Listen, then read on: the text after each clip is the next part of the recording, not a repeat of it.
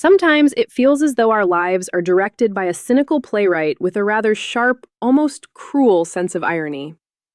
Nowhere is this more evident than in the chaotic theater of human relationships, where the timing of realization rarely aligns with the moment of opportunity.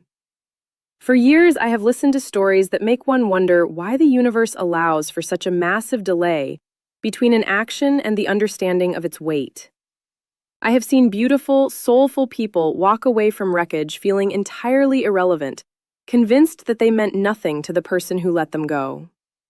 But if my years in consulting have taught me anything, it is that silence is rarely an indication of indifference. It is more often an incubation period for a regret so profound it can eventually break even the most stoic individuals.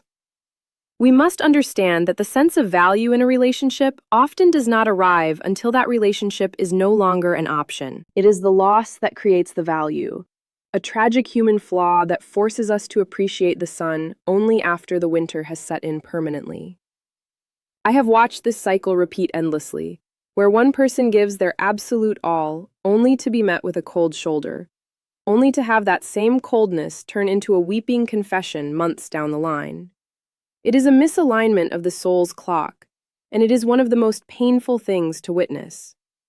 In the intimacy of my professional sessions, I am frequently the one who witnesses the hidden side of this coin, the side you do not get to see when you are blocked or ignored. I see people who, at the time of the breakup, felt they could do better. They felt a sense of suffocation, or perhaps a misplaced arrogance that their options were infinite.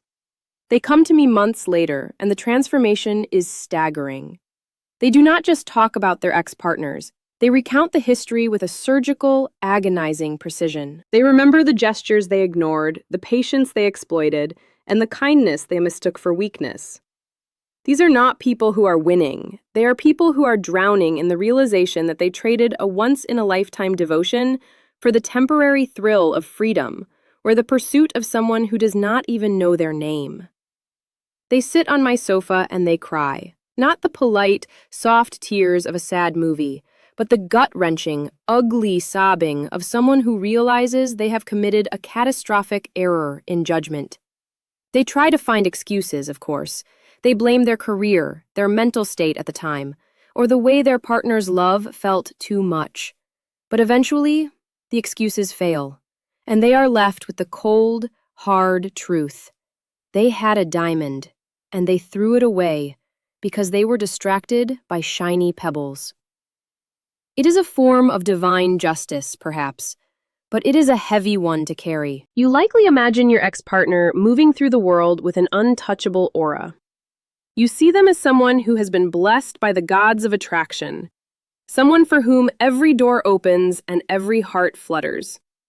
You convince yourself that while you are at home picking up the pieces of your shattered self-esteem, they are out there having the time of their lives, finding people who are better than you in every way. This is the narrative your trauma tells you, but it is almost never the reality.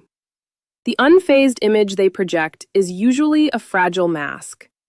Most people do not have a queue of high-quality, devoted partners waiting for them.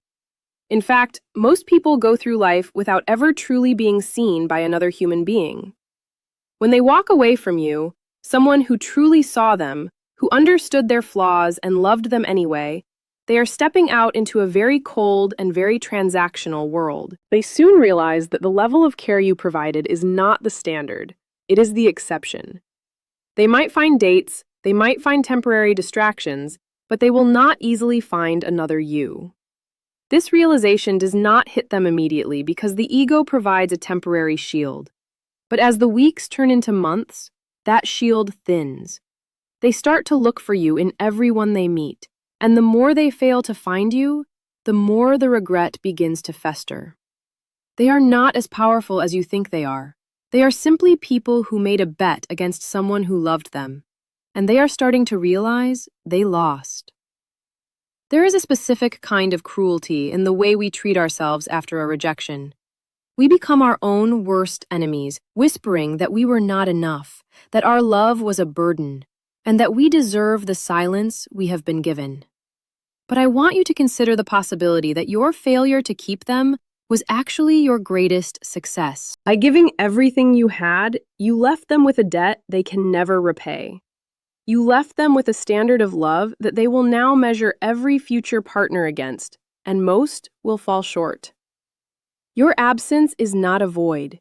It is a presence that haunts their quietest moments.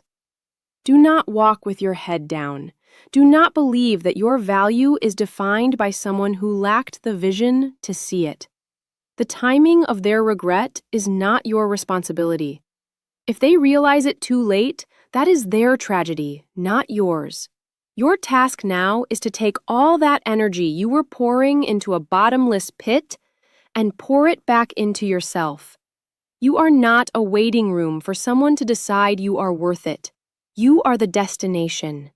The most empowering thing you can do is to stop waiting for the apology or the grand gesture of arrepentimiento.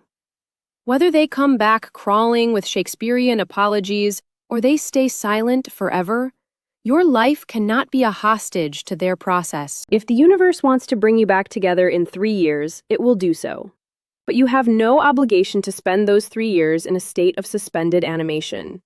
You have a right to joy, to growth, and to new stories. Don't park your life. Don't freeze your heart. The person you were so afraid of losing is currently losing the only person who truly cared for them. And that person is you.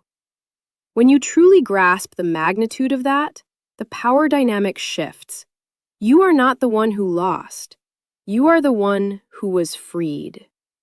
Focus on your evolution, because the version of you that they eventually regret losing should be a version they no longer have the privilege of knowing. Your strength is not in your ability to wait.